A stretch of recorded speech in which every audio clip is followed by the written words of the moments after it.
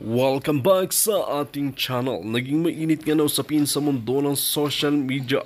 Pinalibutan na nga si Kuting ng malawakang puwersa ng mga general at ay isang malinaw na pagkikita ng magkawalang suporta mula sa hanay ng militar. Ang ganitong hakbang ay nagpapakita ng seryosong krisis sa pamahalaan. Sa kasaysayan, ang ganitong mga senaryo ay madalas nagiging mitsa ng malaking pagbabago sa mga liderato. Ang pagkilos ng mga general ay maaaring bunga ng matagal ng pagkadismaya sa kasalukuyang pamumuno. Kung totoo ito, malama na malalim na ang ugat ng problema. Ang pagtutok ngayon ay buong bansa ay nasa kung paano haharapin ni Kuting ang sitwasyong ito. Ang ganitong krisis ay nagdudulot ng malaking takot at pangamba sa publiko. Ang kawalan ng malinaw na solusyon ay maaaring magdulot ng kaguluhan at kawalang tiwala sa mga institusyon. Gayunpaman, mahalaga pa rin ang panawagan para sa mapayapang solusyon. Ang tunay ngang katapusan na ito para kay Kuting, kailangan tiyakin na ang proseso ay ayon sa batas. Ang anumang hakbang na labag sa konstitusyon ay magdudulot ng mas malaking problema sa bansa. Ang mga general ay iba pang sangkot ay dapat maging responsable sa kanilang mga aksyon. Dito nga natin makikita at mapapansin na wala ng tiwala ang mga men in uniform kay Kuting ng Norte. Para nga sa karagdagang impormasyon, panoorin nga natin ang buong video.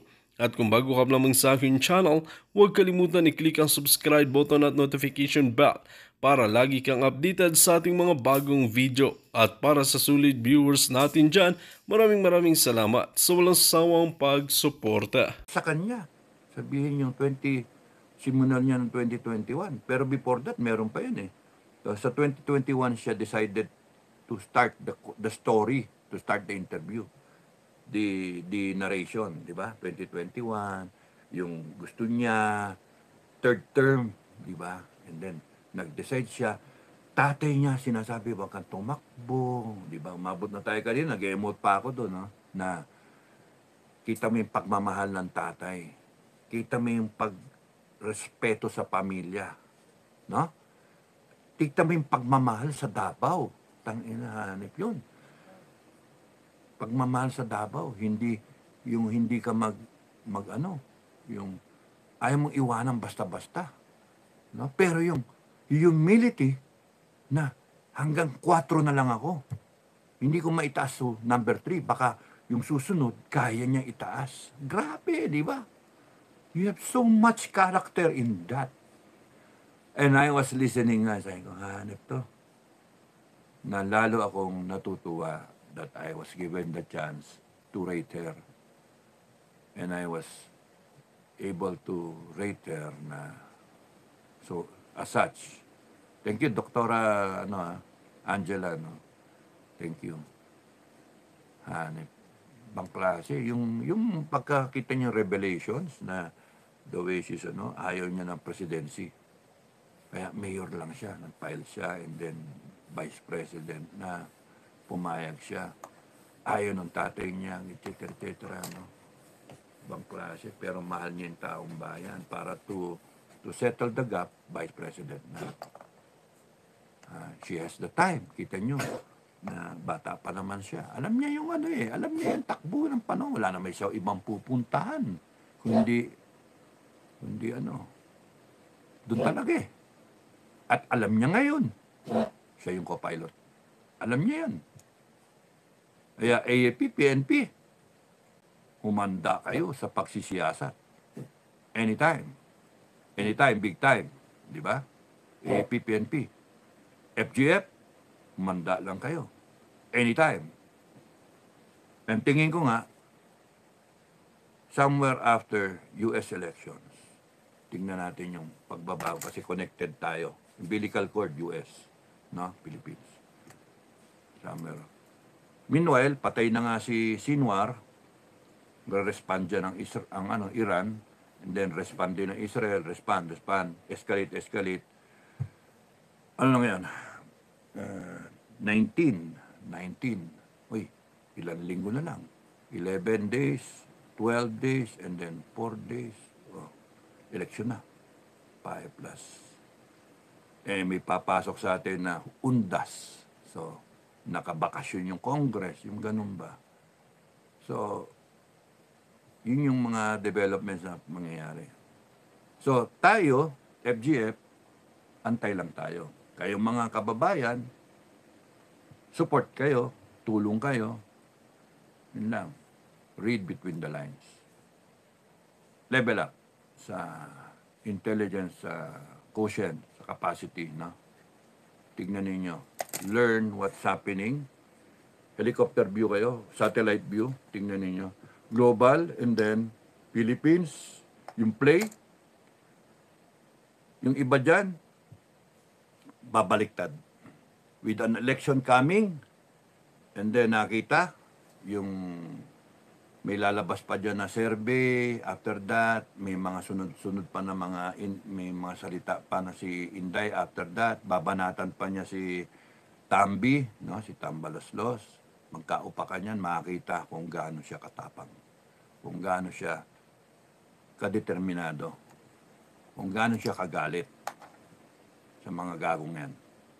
And doon magpopolarize ang taong bayan. Yun ang dating yan, doon pupunta ang taong bayan. Tayong FGF, neutral tayo. Handa lang kayo for inspection. AFP, ganun din ang suggestion ko. Handa lang kayo. Colonel to generals, huwag kayo magpapanigurado because yung mga lieutenant colonel, major down the line, they control the men in ranks. Bayad-bayad, hindi nyo kayang bilhin yung sundalo. EDSA 1 ang mangyayari dyan. EDSA 1. Hindi, parang malabo yung EDSA 2, yung buo, ang armed forces, hindi. Binaboy na nga yung, yung dating binaboy. Kaya, malalaman natin. So, ang ano dyan, yung inday na mga pronouncements, ipopolarize na yung tao. Parang magnetize yung dito, mas malaki dito sa kanya. Ayun man nagsasabi na dwindling yung banat, yung mga mass base ng Duterte. You're trying to hope for the best na lang kayo. You're trying to convince people otherwise. Hindi. Napakasimple lang kasi yung kitang-kita ng tao, daman-daman ng tiyan ng tao. Actually nga, ngayon tanggapin ng tao yung pera, pero mag-participate sila sa People's Revolution pagka magkaroon doon pupunta talaga Kasi nakakagalit yung ginagawa nyo. Binabastos nyo yung mga institusyon, binaboy ninyo, ninanakawan yung taong bayan. At yung pera, kala ninyo pera nyo Linti kayo, hayop kayo. Kaya nga yun, dun pupunta talaga. Bina-warningan ko kayo, dun pupunta ina-analyze yung situation sige, bahala kayo. Gusto nyo ipilit yung sarili ninyo? Tingnan ninyo. Pagka yung taong bayan talaga ang tumayo at hindi si Inday, nako, walang kapatawaran yun. Because yung tao naman, ilalagay lang si Inday. Ayaw pa nga tumayo ni Inday di ba? Pero pilitin nyo, sige. Hinihintay nyo yung investigasyon yung envelope na sinasabi, 50,000 and all that. Sasagot yan. Pag sumagot yan, nyari kayo. Stalemate kayo. Pagka naniwala yung taong bayan kesa sa inyo, kesa sa Congress, basa papel ng Congress. Buhaya nga tawag sa inyo Mga mandurugas, mandarambong.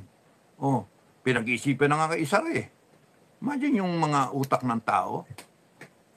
Sa amin yan, hindi ko mapipigil yung mga follower na sila pa nagsasabi, death penalty kayo, mutyang walang patawad, etc.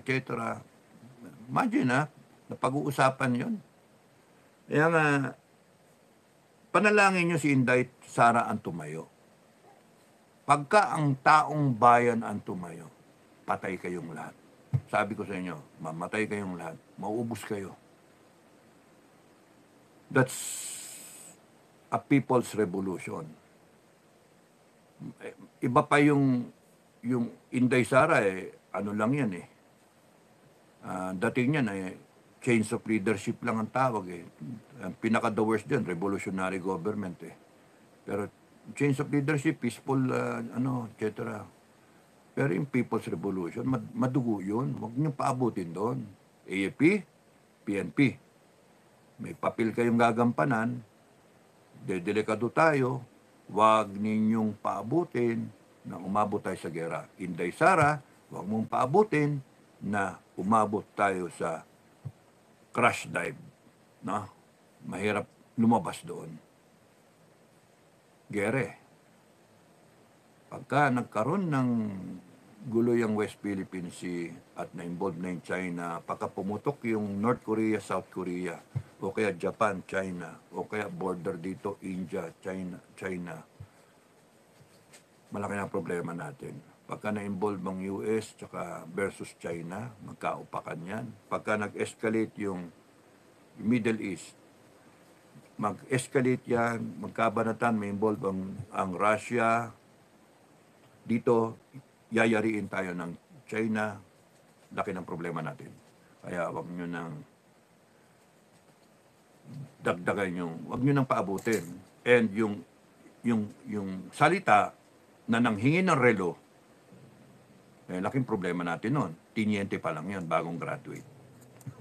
Nanghihingi na ng relo.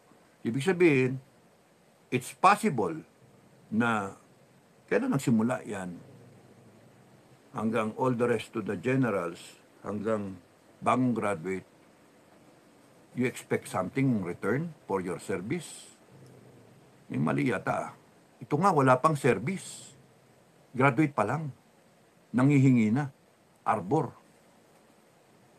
You have to look at it in a deeper sense. So, hindi pwedeng i-justify na bagong graduate, yung aspirations, sila yung magde-defend ng country. Trabaho yun. Trabaho yun. May training para doon. Kalahati ng katawan mo lagi, patay ka. The nation will thank you. Babalutin ka nga ng plug eh. Lahat ng ibang civilian eh, hindi binabalot ng plug. No?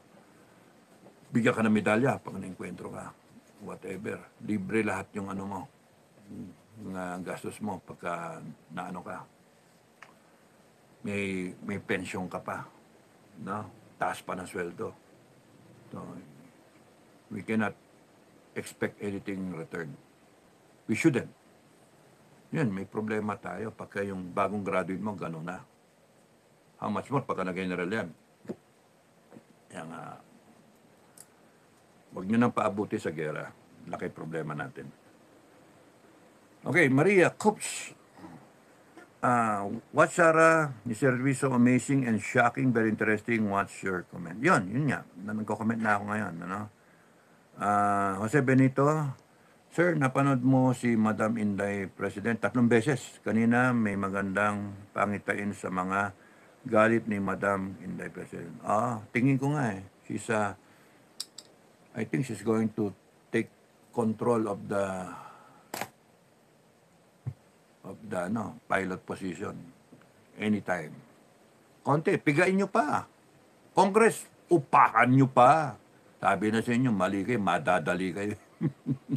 Ayaw nyo makinig, mga bobo talaga kayo eh. BBM, isa ka pa. Wala, yung pagkapiloto mo, sinayang mo. Sayang yung wings mo. Sayang. Mapupuwersa talaga si Inday Sara because the more people blog about it, the more na nakita niya on a satellite view. You're the mother of 120 million Filipinos. This is not just about her family, about the Dutertes or Inday Sara Carpio, yung pamilya niya, mga anak niya. This is about 120 million Filipinos. Na she is the co-pilot. And the sooner she realizes that, and alam na niya yan ngayon, salita niya, tignan ninyo, hukay mo yung bangkay ni Marcos Sr., pinapakita mo yung galit mo, hukayin mo, pinapakita mo na putang ina ka, BBM. No? Hanggang, as far as I'm concerned, number 2 lang tayo meron. Number 1 wala. Putsang hanip yun. Sampal nga yun. Hukayin ko yung tatay mo. itapon ko sa West Philippine Sea. Wala nang karespe-respeto. Wala nang respeto sa pagkatao mo, BBM. Can you just imagine? Pilot, co-pilot, dalawa kayong makaupong ganyan. And then, ganyan yung salita ng co-pilot mo. Kulang na lang, kumuha siya ng itak. And then, ano? Yung chop-chopin ba? Yung ulo? No? Tanggalin yung ulo mo? Hanip yun. Kita niyo yung galit? No? And then she was saying it in a nice way. She's trying to be professional about it. Yan, tawa ko lang, tawa kanina eh. And ang mas magandang balita nga doon, sapol na sapol, Doktora Angela, no? The good news is we have a co-pilot. And it appears that the co-pilot is about, nakaganyan na, to grab hold of the controls. Yun yung reaction ko. So, sige, banatan nyo pa. Banatan nyo pa. As far as AFP, PNP is concerned, may time kayo para to look at it.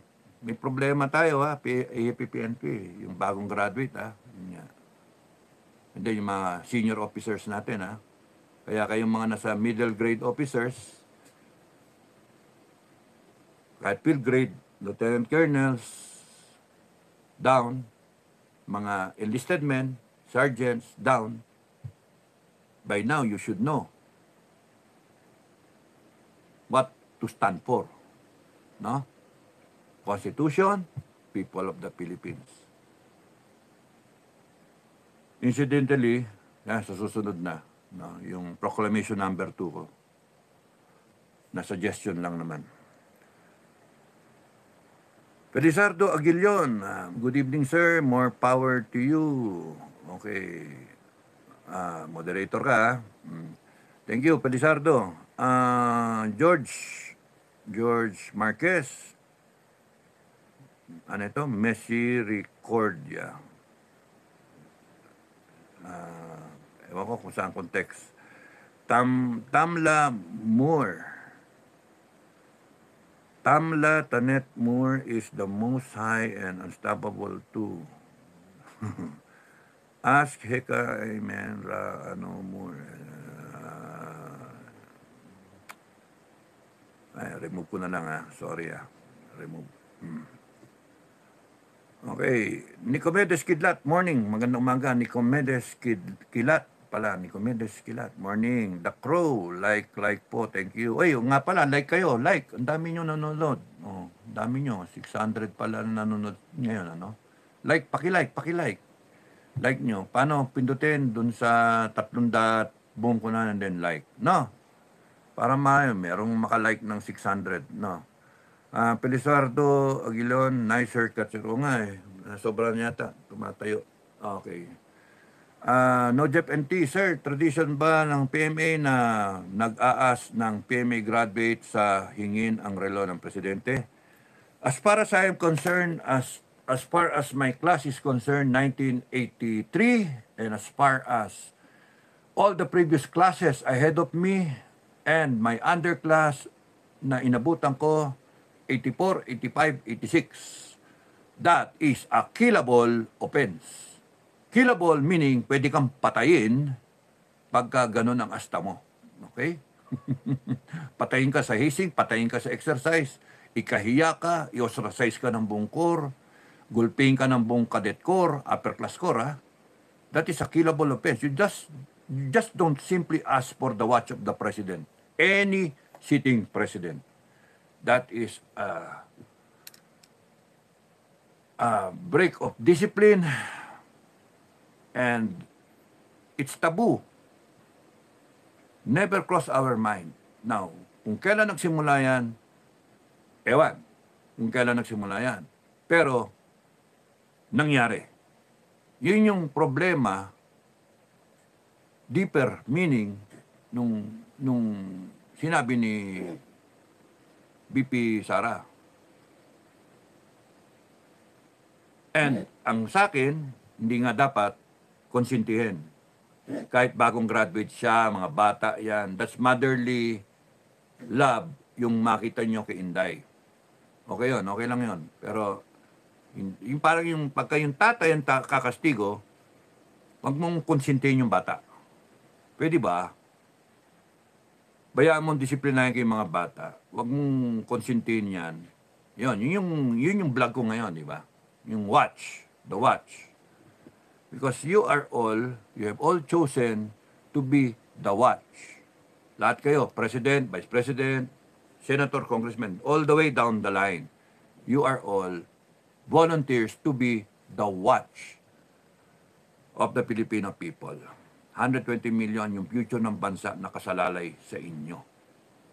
Now, you give us time, proper time of service. Ngayon, yung mga humingi ka ng physical na relo, may mali na doon. Na-ambition may mga relong mamahalin, presidente ng relo ng presidente, mali na talaga yun. Something's wrong. At kung yung bagong graduate ganun, delikado tayo. It shows walang disiplina, walang values, walang modo yung natin, yung bagong graduate. And puta na, hindi na malaman kung mali o tama, di ba? Hindi nila alam Hindi nila alam yun. So, hindi naman dapat natin justify na mga bagong graduate yan. Pero yung nga doon ni Inday, inappropriate nga daw So, naintindihan niya may mali.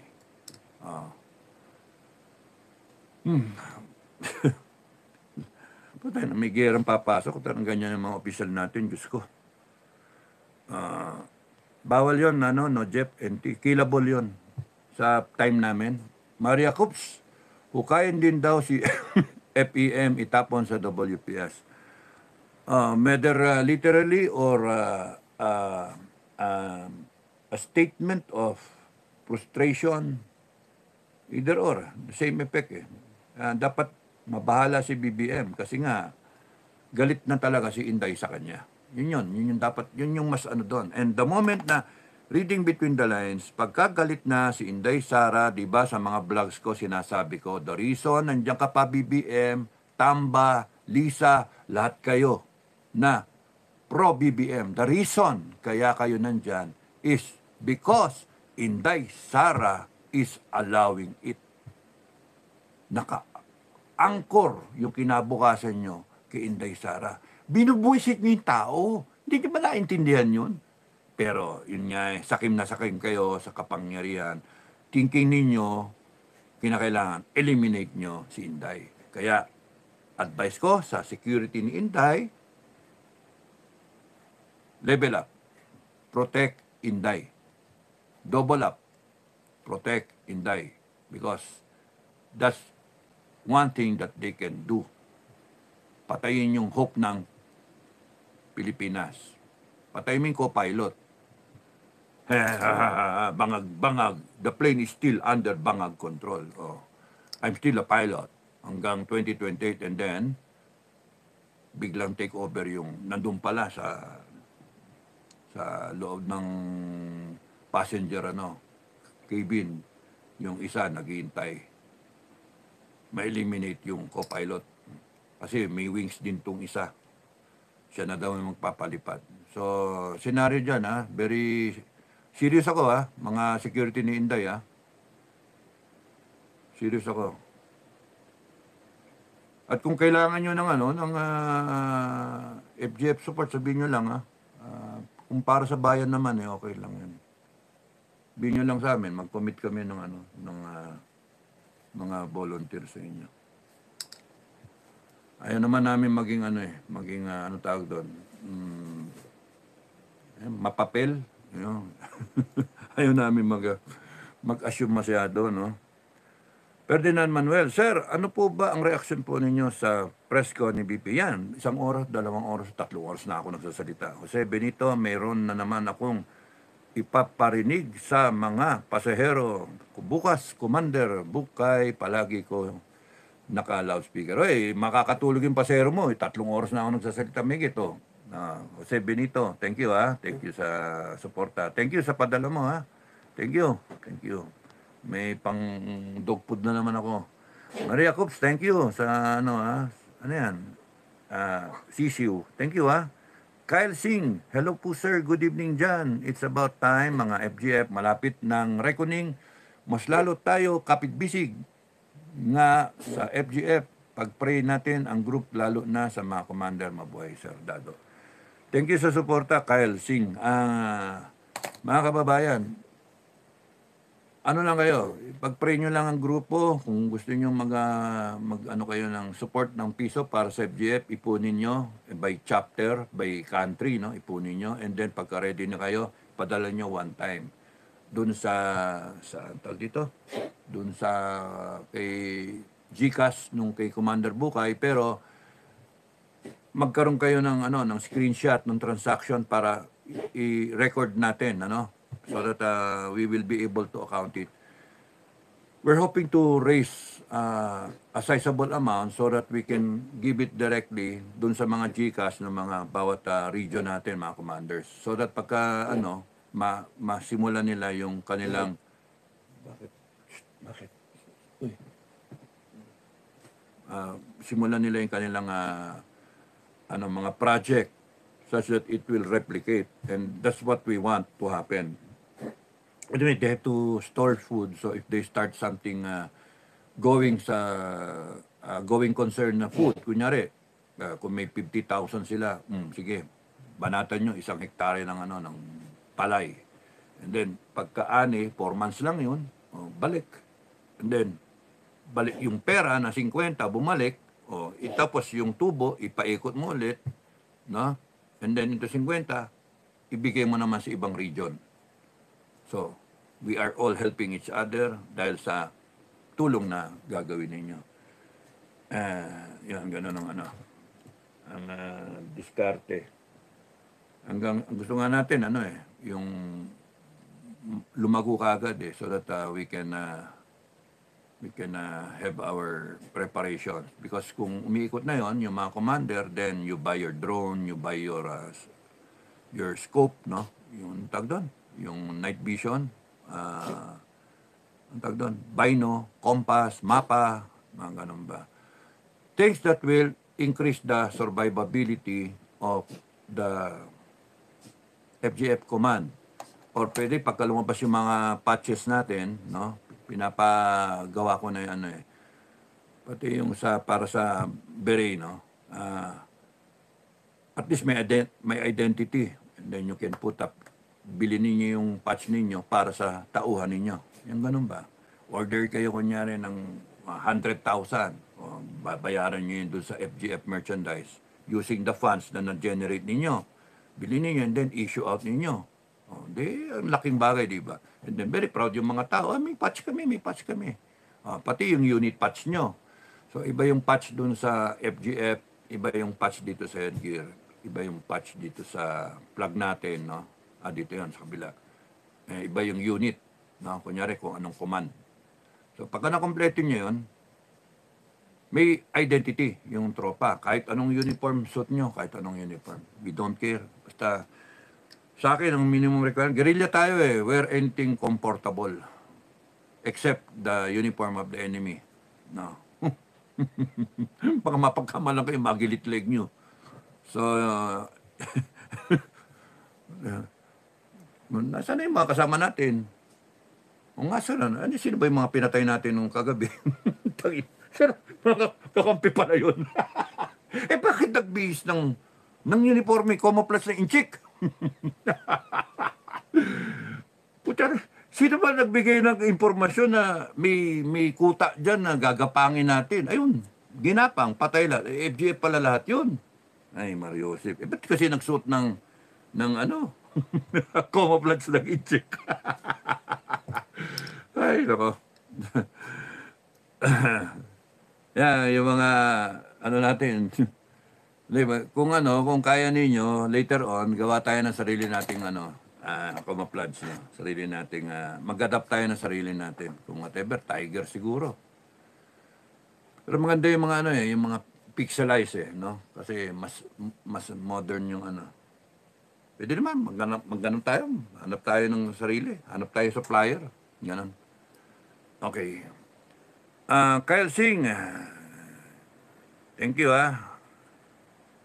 Nida Wahab, thank you for the waving. Rosario Borsats at Jose Benito, biyahe pa rin kayo kahit madaling araw pa lang. Stay safe po. Ingat lang Jose Benito.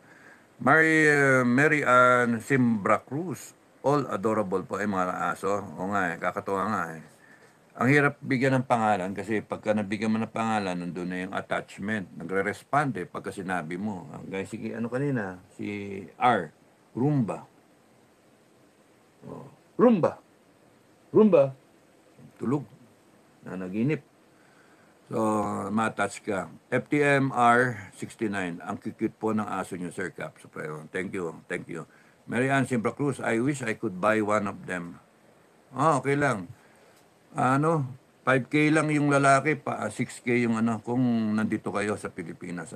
Anytime naman pwede. Pani kayo sa akin. Pagka kompleto na ng vaccine, yata, 7 or 8K, depende, lalaki, babae. Pero okay na yung 5K sa akin. Dami nila Anak naman na anak. Pagka hindi nabenta to, dami dito. Yeah, okay na yun. 5K, 6K, babae, lalaki, babae. No. Kasi ayoko nang bitawan ng hindi kompleto At least, naka 5-in-1 na. Yung mga ganun ba? 6-in-1, 5-in-1, 6-in-1. 5-in-1. Tapos nun, naka-deworm na. Complete na yung deworming. Tapos nun, yung, 2-in-1, syempre, 5-in-1 o 6-in-1. Depende kung anong ibibigay ng Depende kung kaninong vet ka Yung ibang vet kasi 6-in-1 Iba naman, 5-in-1. And then yung anti-rabies at yun ang tawag doon. Kennel ka. Depende.